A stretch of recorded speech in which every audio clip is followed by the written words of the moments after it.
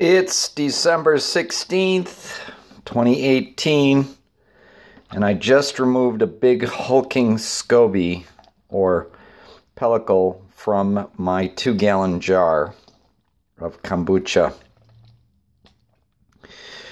Now, a lot of people want you to believe that the kombucha SCOBYs are smooth and they're pretty, and they look healthy and pretty. But I'm going to tell you something, folks. This is, since I made my last video about my kombucha pellicle or SCOBY, this is another one that I've pulled out of my 2-gallon jug. This is now, I'm not going to eat this. I'm just going to throw it away. I'm going to throw it in the garden. And this is what you get when you have SCOBY that just builds up in your kombucha. It's not pretty.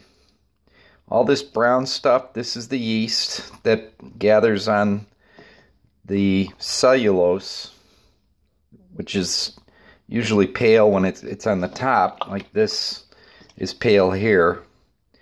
And then as it builds its layers, you can see this is actually layers and layers of SCOBY. And every time I brewed a new batch of kombucha, this is what grew up on the surface in layers. And you can see it's a cellulose, and I can actually eat this. I'm going to eat it right now. I just ate some. And you can feed this to your animals. They can eat it. But I'm not going to continue eating this. I'm just going to throw it outside for the birds or for the raccoons or whoever wants to eat it.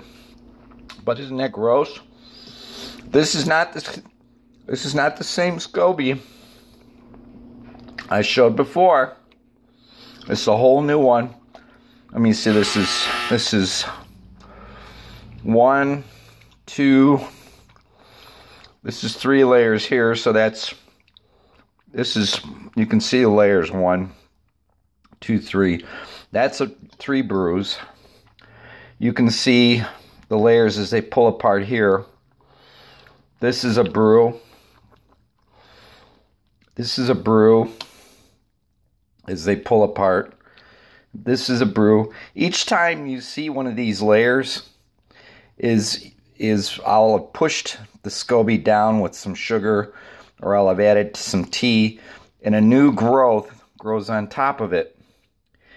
Folks, this is the ugly side of kombucha. But kombucha is so good. It's a kombucha SCOBY. It's December 16th, 2018.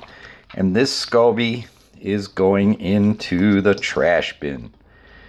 I'm out.